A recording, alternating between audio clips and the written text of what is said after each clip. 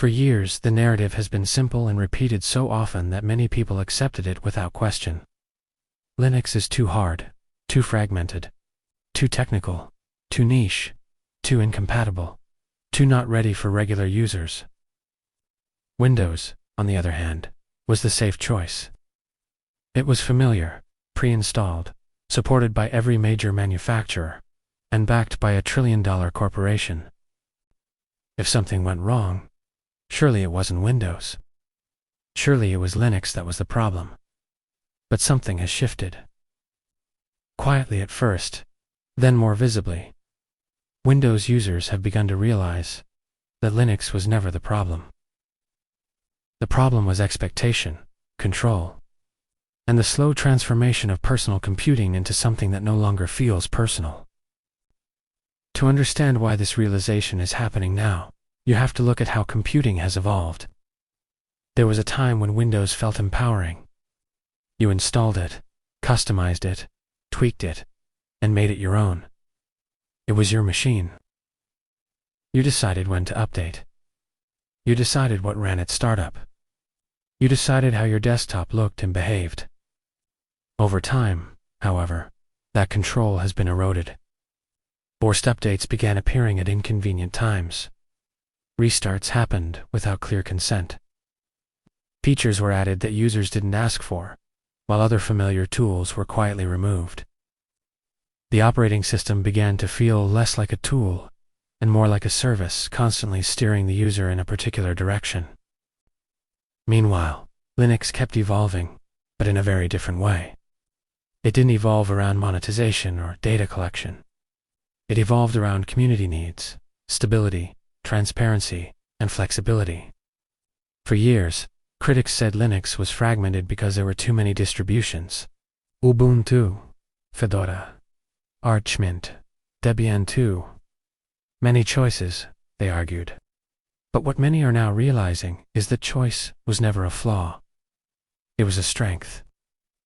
Fragmentation in Linux isn't chaos. It's specialization. It means you can choose a system that fits your workflow instead of adapting your workflow to fit the system. Windows users are beginning to notice that modern versions of Windows increasingly come with pre-installed apps they didn't request. Ads appear in the Start menu. Cloud integration is pushed aggressively.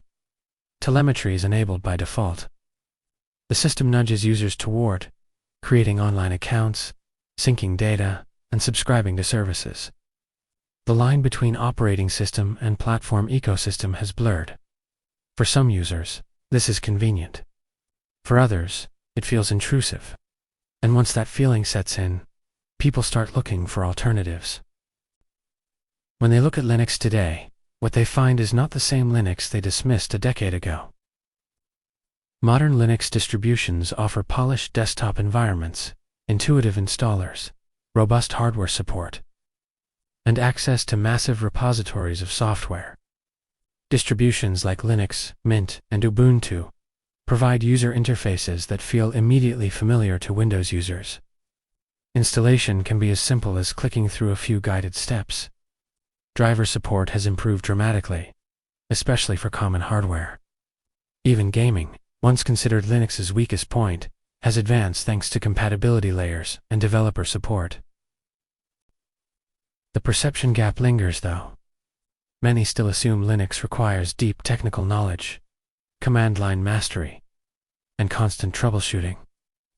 That stereotype persists largely because of its history. Linux was once primarily used by enthusiasts, developers, and system administrators. It rewarded curiosity and experimentation. But today, you can install a Linux distribution and never open a terminal if you don't want to. The command line is there as a powerful tool, not a mandatory requirement. Another major shift is trust. Windows users have become increasingly aware of privacy concerns. They read about telemetry data, background services, and system processes that communicate with remote servers. They encounter licensing terms that feel one-sided. In contrast, Linux's open-source nature provides transparency. Anyone can inspect the code. Anyone can audit what the system is doing. While not every user reads source code, the mere fact that it's available creates accountability. It builds confidence. Linux was never hiding anything. It simply didn't market itself aggressively. There is also the issue of performance. Many users upgrading to newer versions of Windows discover that their older hardware struggles. System requirements increase. Background processes consume memory. Storage fills up with system files and updates. Suddenly, a computer that felt fast a few years ago feels sluggish.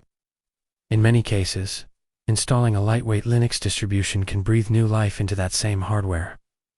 Machines considered obsolete by Windows standards can run smoothly and efficiently under Linux.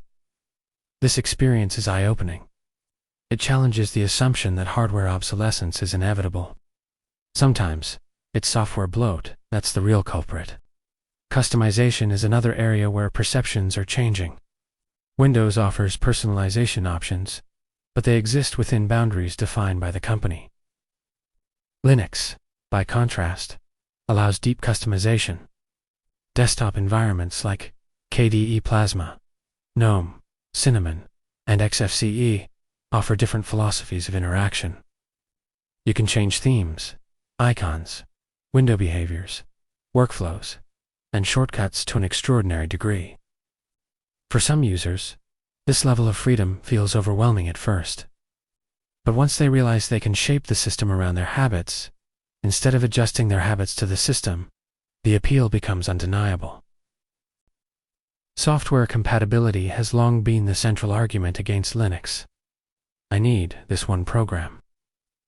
My workflow depends on that application. These concerns are valid. But over time, the landscape has shifted. Many applications are now web-based. Browsers run seamlessly on Linux. Cross-platform tools are common. Open-source alternatives have matured. Compatibility layers and containerized packaging formats allow many traditionally Windows-only applications to run with minimal friction. The reality is that for a significant portion of everyday users, those who browse, stream, write documents, manage files, and communicate online, Linux already provides everything they need. Security is another dimension that's forcing reconsideration. Windows has historically been the primary target for malware, largely due to its market dominance. While modern Windows includes robust security features, the architecture and ecosystem still attract malicious actors. Linux, by design, emphasizes user permissions, separation of privileges, and repository-based software distribution. Installing software from centralized, vetted repositories reduces the risk of downloading compromised executables from random websites. Updates are typically delivered for the entire system at once, rather than piecemeal per application. For many users, this unified update model feels cleaner and safer. There's also the matter of cost. Windows licenses are often bundled with hardware, masking their price.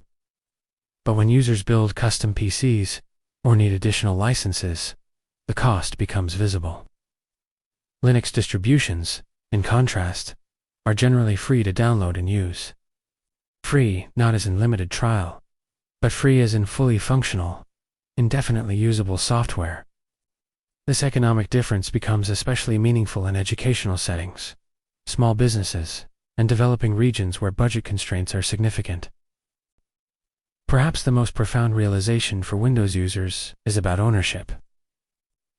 When you install Linux, the system doesn't require you to sign into a corporate account to function fully. It doesn't lock features behind subscriptions. It doesn't push a specific cloud service as mandatory. You can use it offline, indefinitely. You can modify it, redistribute it, and study it. That sense of ownership changes the relationship between user and machine.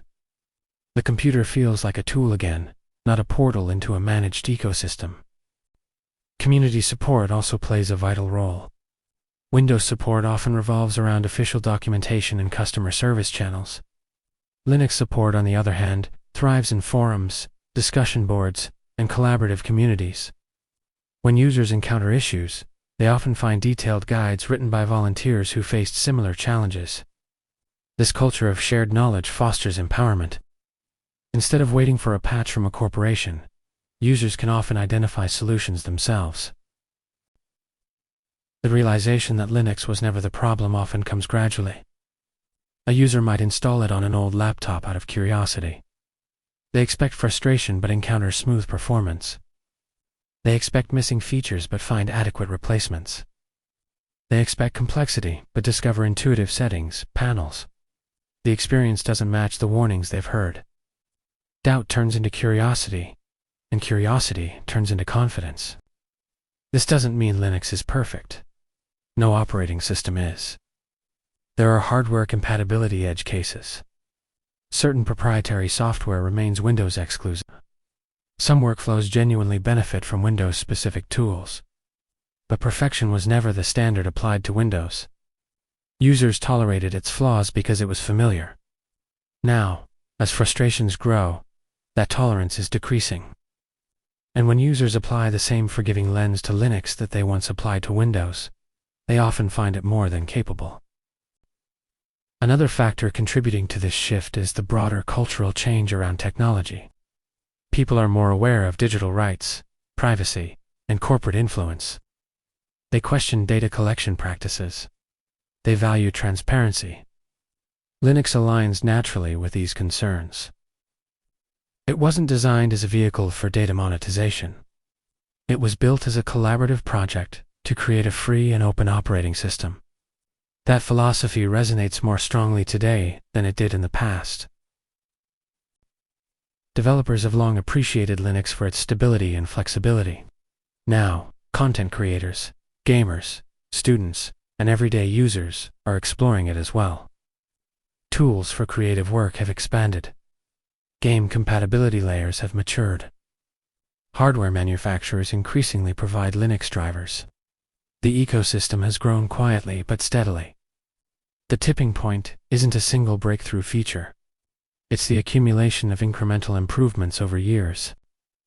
There is also a psychological component to this realization. For a long time, Windows felt like the default. Choosing Linux felt like rebelling or experimenting. But defaults can change. As more people share positive Linux experiences online, social proof increases. The fear of being the only one using Linux diminishes. It starts to feel less like an alternative and more like a legitimate option. When Windows users say they're realizing Linux was never the problem, what they often mean is that the narrative they were given was incomplete. They were told Linux was too complicated, but not that Windows would become more restrictive. They were told Linux lacked software, but not that software would move to the browser. They were told Linux was for enthusiasts, but not that enthusiasts were building increasingly user-friendly systems. The irony is that many frustrations attributed to Linux in the past compatibility issues, driver problems, configuration complexity, were often temporary growing pains of a rapidly evolving ecosystem. Windows had its own growing pains, but its market dominance insulated it from similar scrutiny. Now that Windows users are experiencing their own growing pains in the form of forced updates, interface overhauls, subscription pushes, and hardware requirements, they're reassessing what problematic really means. Ultimately, this shift isn't about declaring one operating system superior in every context. It's about recognizing that Linux's perceived flaws were often overstated, while Windows' evolving limitations were under-examined. It's about understanding that freedom, transparency, and choice have tangible value. It's about rediscovering what it means to own a computer rather than merely access a platform. As more users experiment with dual boot setups, live USB sessions, and full migrations, the myth that Linux is inherently unsuitable for regular users continues to erode. People are discovering that they can perform their daily tasks without compromise. They're discovering that updates can happen on their schedule. They're discovering that customization can be empowering rather than overwhelming. They're discovering that performance can remain stable even on aging hardware. In the end, the statement that Linux was never the problem is less an indictment of Windows and more a reflection of changing expectations. Users today expect transparency. They expect respect for privacy. They expect control over their devices. Linux has quietly offered these things all along. It didn't shout as loudly. It didn't dominate store shelves. It didn't come pre-installed on most machines. But it remained consistent in its philosophy. Now, as Windows users reevaluate their relationship with their operating system, many are realizing that the alternative they once dismissed might have been misunderstood. Linux wasn't the obstacle. It wasn't the impractical experiment. It wasn't the overly technical niche system destined only for servers and developers. It was, and is, a viable, mature, adaptable platform built on principles that are increasingly relevant. And that realization changes everything.